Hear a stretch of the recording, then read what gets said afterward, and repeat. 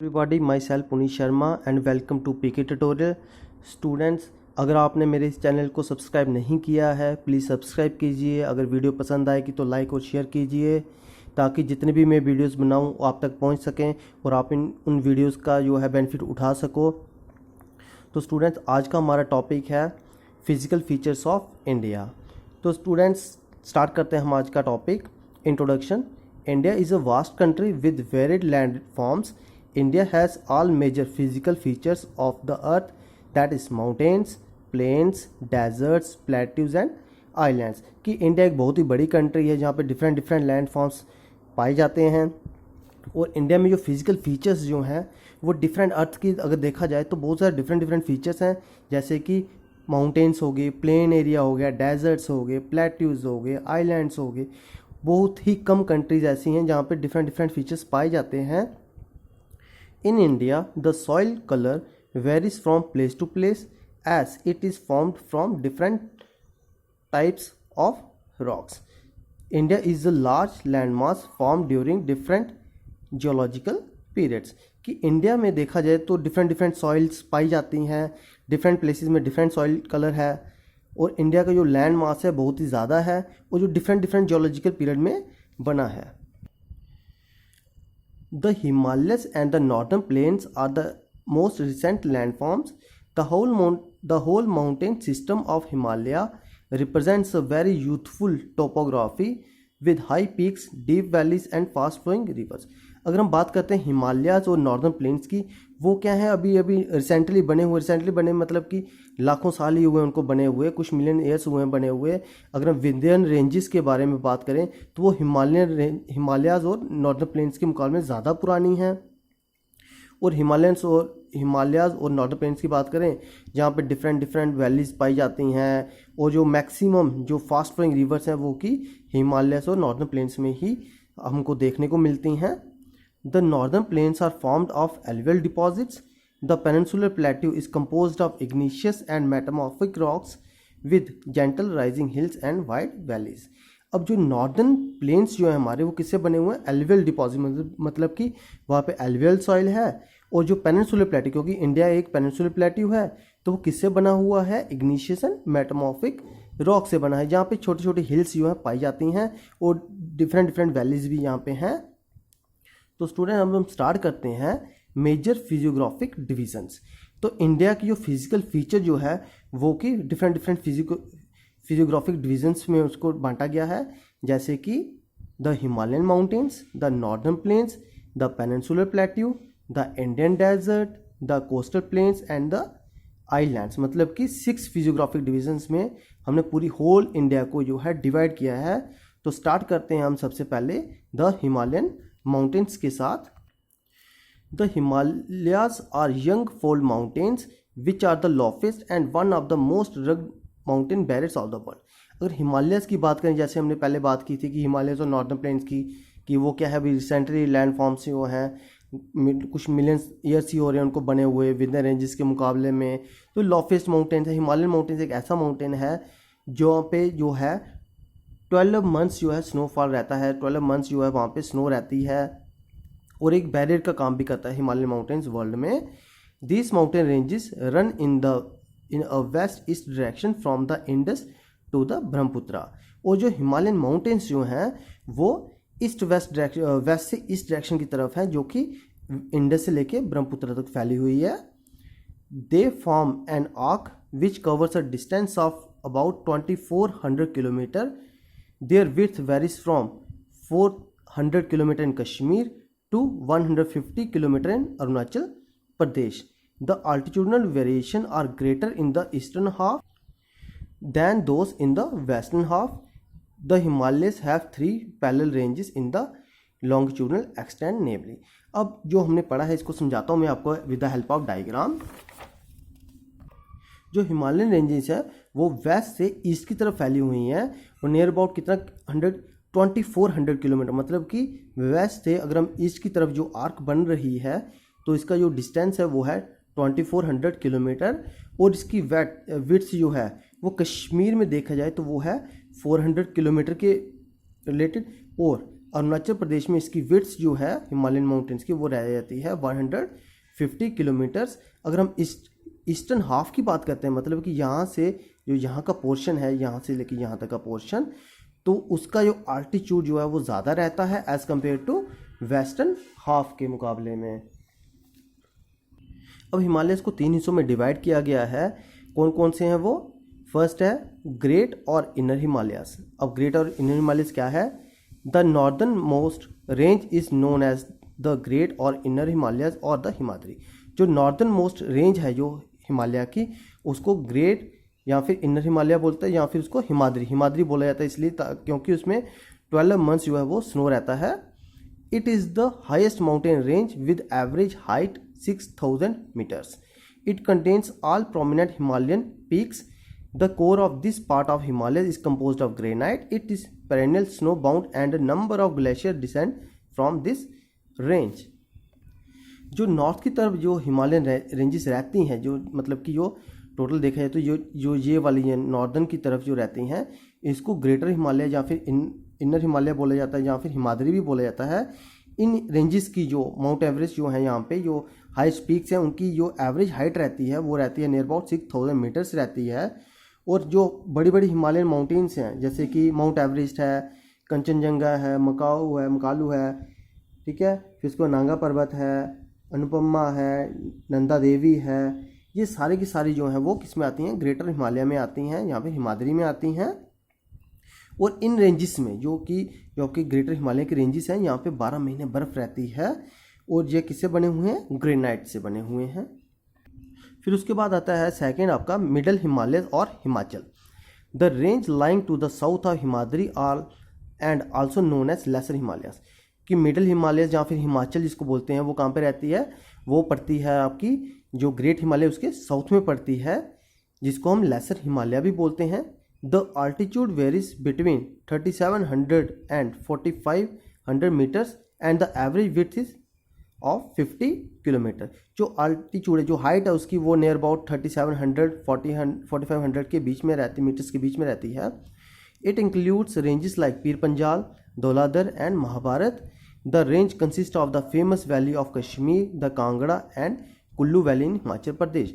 और जो middle Himalayas में इसमें डिफरेंट रेंजेस आती हैं, जैसे कि पीर पंजाल रेंज जो आपकी J&K में आती है, धौलाधर जो हिमाचल में आती है, महाभारत जो आपकी उत्तराखंड में आती है। और इसमें जो है डिफरेंट वैलीज भी आती हैं, जैसे कश्मीर वैली हो गई, कांगड़ा वैली, जो कुल्लू वैली जो हिमाचल में है। फिर नेक्स्ट जो है आपका वो आ रही है आपकी आउटर हिमालयस और Shivalik.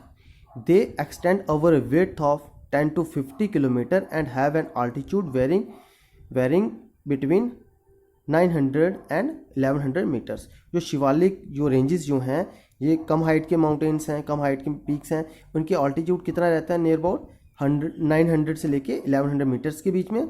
The longitudinal valley lying between lesser Himalayas and the Shivaliks are known as duns. जो लेसर हिमालय, ठीक, जो हिमाचल है उसके बीच में और शिवालिक्स के बीच में जो वैलीज आती हैं उसको हम दुन बोलते हैं। जैसे कि देहरादून जो आपका उत्तराखंड की कैपिटल है, Kotli Dun and Patli Dun are some of well known duns. The Himalayas can be divided into 4 section. Himalayas को 4 सेक्शंस में डिवाइड किया है। जैसे कि पंजाब हिमालयस जो कहाँ पे आती है? Between Indus and Sutlej. Kumaon Himalayas between Sutlej and काली।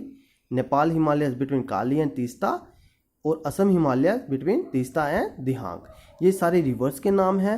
अब देखते हैं इसको कौन कौन सी है। जैसे पंजाब हिमालयस की बात की थी हमने, जो कहाँ पे था? इंडस, जो कि ये इंडस रिवर बह रही है इंडस से लेके सतलुज के बीच में। ये सतलुज रिवर जहाँ से ओरिजिनेट हो रही है सतलुज रिवर, जो इतना सा पोर्शन आता है जो वो किस में आता है? आपका पंजाब हिमालयस में।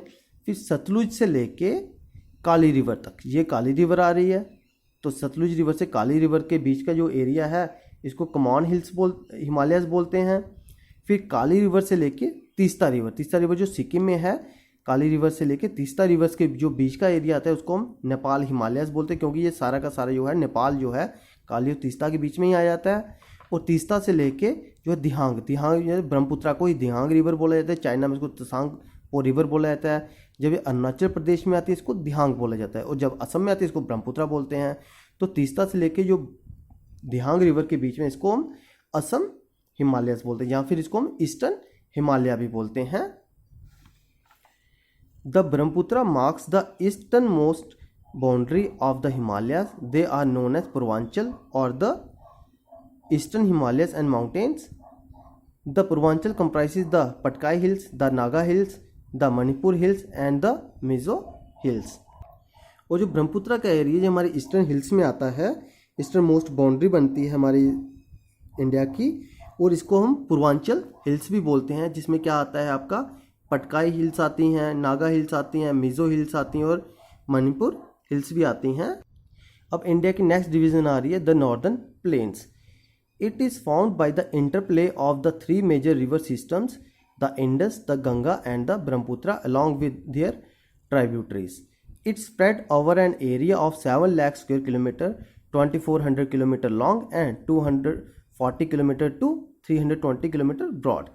It is the most fertile plains in the world. It has adequate water supply and favorable climate for crop cultivation. Many large and ancient cities are located in these plains. Northern plain is broadly divided into 3 sections. The western part of the northern plain is referred to as the Punjab plains, found by the Indus and its tributaries. The larger part of this plain lies in Pakistan. The Indus and its tributaries, the Jhelum, the Chenab, the Ravi, the Beas and the Satluj originate in the Himalayas. This section of the plain is dominated by the Dobs. The Ganga plain extends between Ghaggar and Teesta rivers. It spreads over the states of North India, Haryana, Delhi, UP, Bihar, Jharkhand and West Bengal to its east. Particularly in Assam lies the Brahmaputra plains. हम जो northern plain की बात कर रहे थे वो 3 major river system से बना हुआ है और उनकी ट्राइब्यूटरी से, जैसे हम देखते हैं इंडस, ब्रह्मपुत्र और गंगा से। इंडस रिवर ये आ रही है, गंगा रिवर जो ये आ रही है और ब्रह्मपुत्र रिवर जो है ये आ रही है। तो इनकी ट्राइब्यूटरीज होगी छोटी छोटी नदियाँ जो उनके साथ मिलती हैं, जैसे इंडस की ट्राइब्यूटरी है झेलम, रावी, सतलुज, बीस रिवर है, चिनाब है, ठीक है। और गंगा की ट्राइब्यूटरी जैसे कि यमुना है रिवर है, घाघरा रिवर है, घंटक है, कोसी है। और ब्रह्मपुत्र की ट्राइब्यूटरी जो है वो तीस्ता रिवर है, ठीक है।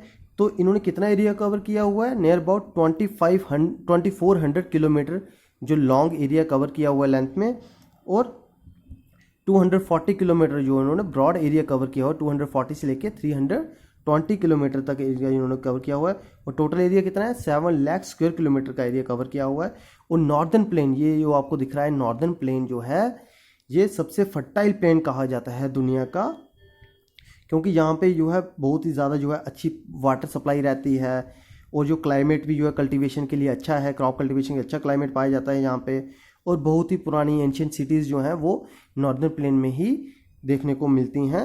और नॉर्दर्न प्लेन को 3 हिस्सों में डिवाइड किया गया है, जैसे कि वेस्टर्न पार्ट की बात करते हैं जिसको हम पंजाब प्लेन्स भी बोलते हैं, ठीक है। पंजाब प्लेन्स बोलते हैं जिसमें इंडस रिवर आती है उसकी और ट्राइब्यूटरीज है, जैसे कि झेलम है, रिवर चिनाब है, यहाँ पे ये वाली रिवर चिनाब है, बीस रिवर आती है, रावी रिवर है, सतलुज रिवर है, ये इसकी ट्राइब्यूटरीज है इंडस रिवर की।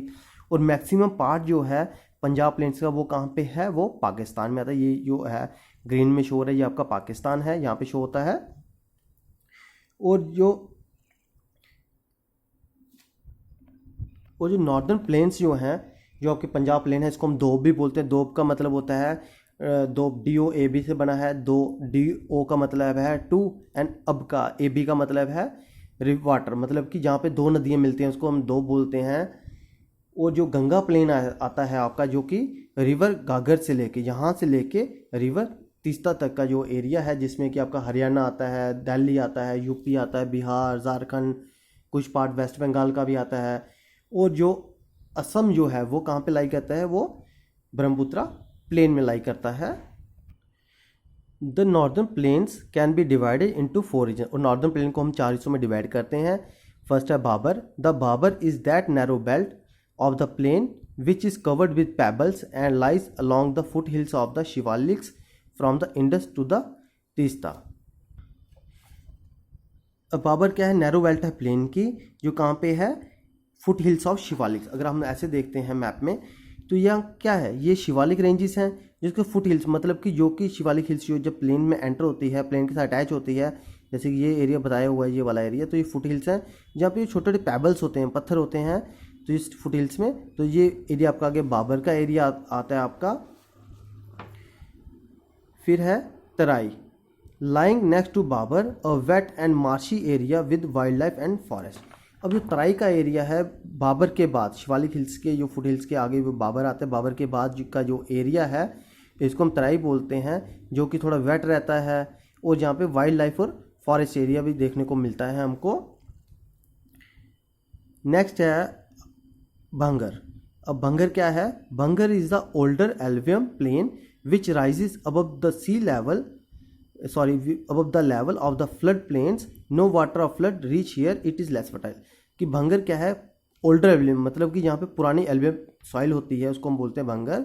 और ये क्या, फ्लड प्लेन से ऊंचा एरिया है, ऊपर का एरिया है, और जहाँ पे फ्लड जो है नहीं पहुँचता, फ्लड का पानी जो है नहीं पहुँचता है, और ये क्या है, लेस फर्टाइल रहता है। Khadar, Khadar is the newer alluvium of the plains, it is formed during floods due to new alluvium deposits every year, it is fertile. तो खडर क्या है? न्यू एल्वियम है, ठीक है। और यहाँ पे क्या है, हर साल जो है जब फ्लड आता है उसके साथ जो मिट्टी बह के आती है वो सेटल हो जाती है, और ये जो है एज़ कम्पेयर टू भंगर के ज़्यादा फर्टाइल रहता है, क्योंकि हर साल जो है न्यू एल्वियम सॉइल जो है वो वहाँ पे आके डिपॉजिट होती है। तो स्टूडेंट, ये था हमारा physical features of India part 1। तो पार्ट 2 में नेक्स्ट फिजियोग्राफी डिविजन्स हम पढ़ेंगे।